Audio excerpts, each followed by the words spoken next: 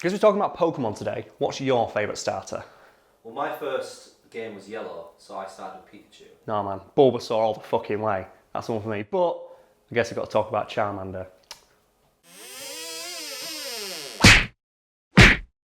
Amongst gamers and fans of fake animals that fight for love, glory and power, no argument is more impassioned or likely to result in a shattered eye socket from a flung Game Boy than which Pokemon is best. However, this argument does have an answer, and apparently it's Charizard. God, I felt dirty saying that. Oh, there's a Bulbasaur. Oh, Bulbasaur forever. Sorry, Bulbasaur. Bulbasaur! Before anyone jumps to the comment section to call me a dickhead, firstly, don't do that. It's not very nice, and like you can come up with a better name than that, surely. I'm more likely to pin that comment anyway. Secondly, I'm not discussing which Pokemon is better, but discussing the fact that Charizard has, according to experts, universal appeal, something no other Pokemon has. So who is the best one? That's the tough question, because best can be a subjective and objective question. If you're talking in terms of the best starter to have on your team in the first games, objectively it's Squirtle, because I think some egghead somewhere worked out that statistically it has the best matchup against every leader you will face throughout the course of the game.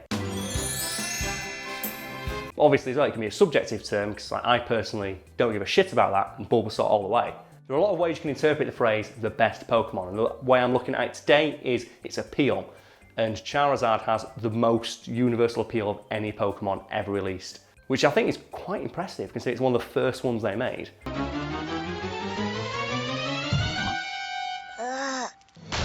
To explain, unlike other well-known Pokemon from the franchise, such as Pikachu, Meowth, and of course, Farfetch'd, Charizard consistently rates highly in focus groups across all age boundaries, something that no other Pokemon has yet managed, even when there are about 700 of them today. Supporting this is evidence that shows Charizard merchandise consistently outsells merchandise of other, shittier Pokemon with less sex appeal. Which Pokemon, Karl, has the most sex appeal? It's probably Jinx. It's got to be Jinx or Mr. Mime, because they're the only ones that actually have human-like features. Only Hitmonchan have humanoid. Oh yeah, Hitmonchan. Hitmonchan porn. I think that freaks me out about Hitmonchan is, he has natural boxing gloves. It's fists. It doesn't have hands, it just has boxing glove hands. No wonder it punches everything. Imagine how angry you'd be if you had boxing gloves for hands. I don't know which Pokemon has the most sex appeal. You know what, I don't find Pokemon sexy, except for, of course, Onix. Boom! I fucking love the idea that Onix is a really shit Pokemon. Like if you look at its stats are terrible. It's a 20-foot long snake made of like diamond hard rock that knows body slam. I remember my Onix in the first game getting beaten by a fucking Caterpie that tackled it. Caterpie's that big. It tackled my giant 20-foot long rock snake to death.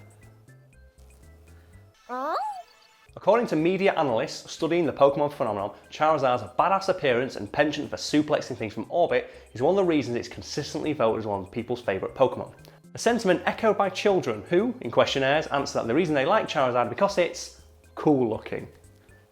Isn't that nice? Isn't that cute that little kids are going, I like Charizard. Why? Because it looks cool.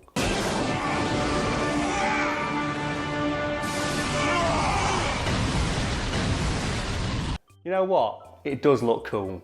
You do you, little kid from the 90s, who's probably older than me now.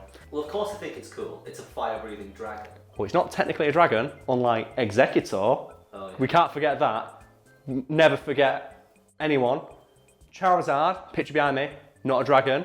This thing, fucking dragon according to the game. Well done, Game Freak. I get you. That's what my dragons look like. If Pokemon existed, Charizard would be the one that would just eat kids. So it's just a walking flamethrower. It's like headbutt its way through your house, steal your children, and fly off into the night. This is bad. Charizard's just getting warmed up. This next bit might be a change of pace, considering the content we normally put out. It discusses what I think some people call some heavy shit. So I just thought I'd let people know about that right now. So, yeah. It's noted by child psychiatrists that Charizard is so synonymous with bravery and power with young children that they've actually used it in the past to help abused children come to terms with what happened to them, and in some cases even confront their abusers. So how would Charizard help? Well, at the height of the Pokemon craze in the 90s, child psychiatrists would ask abused children to imagine what they'd do in a situation when they confront their abuser if they had the power of Charizard. A question I'm presuming most kids answered by firing up a VHS tape of their favourite episode and showing the psychiatrist this shit.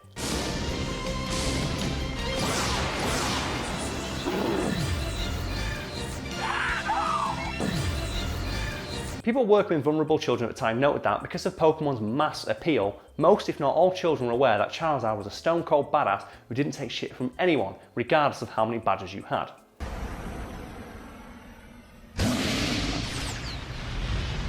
As a result, asking children to imagine being Charizard or what Charizard would do in a given situation was a useful way to help them open up about stuff they may not otherwise feel confident to do so. Hopefully, as well, it also resulted in at least one piece of shit who abused his kids being set on fire. It wasn't just Charizard though, was it? No, it's a common technique used with like vulnerable children who are quite young and have been abused. It's basically just get them to imagine the situation and take them out of it and give them more power than they did at the time. So like, say if they were a fan of Harry Potter, we'd say, what would you do if you had a magic wand in this situation? What would you do if you were like a Power Ranger when this happened? Like, what would you do when, like, say your abuser knocked on your door, but instead of being you actually had the ability to summon a giant robot? And it helps them visualize and like come to terms with what happened to them. It's just a technique some child psychiatrists use as a way of kids giving the confidence to open up about something they may not otherwise feel comfortable doing so. So obviously, like, when you get the kid to ask them, so what did you do? They might find that hard because they don't want to remember it. But if you give them a prompt of like saying, well, what would Charizard do in this situation? Then that can give them the confidence like to remember it and say it. And whereas otherwise, if you'd ask them, they might like close off. So it's not the nicest thing to talk about, but it's what people have to do, unfortunately. We can all be thankful that at least those kids have a way to escape mentally, and it gives them something to hold on to. And it's probably, in all likelihood, helped result in a few people who did abuse their kids being convicted, because those kids did have a way of visualising and coming to terms with what happened to them. So, good on you, Charizard. Good work. You did it, Charizard! Pika! For the reasons listed previously, such as him being badass and powerful and taking no shit from anyone, Charizard is also very popular with teens and adults, meaning he's actually popular across all age groups. Paradoxically though, Charizard is also popular with fans of cute Pokemon, which explains why merchandise for the Pokemon can range from cute fuzzy plushes with inbuilt hug technology like this, to razor-sharp plastic toys that shoot flames and I'm presuming missiles out of its mouth, like this. Can you think of any other Pokemon that has a range of merchandise as diverse as Charizard? Like Pikachu, almost universally, it's all plushes, all teddy bears, all things like that. But how many can you think of that also come as like awesome like Battle Dragon Simulator and shit like that? Like some of the Charizard toys look like they should be like in a He-Man set because they look awesome. You can imagine a kid flying around with that, making it like shoot his toy soldiers. But at the same time, you get a plush of him. And that highlights the appeal that this Pokemon has, that he has appeal across virtually every kind of demographic and fan of the series. To reiterate what I said at the start of this article, Charizard isn't the best Pokemon, however, it is the only one that has broad appeal across all age groups and genders and has been directly credited by experts as helping abused children deal with their trauma. Suck on that shit, Blastoise.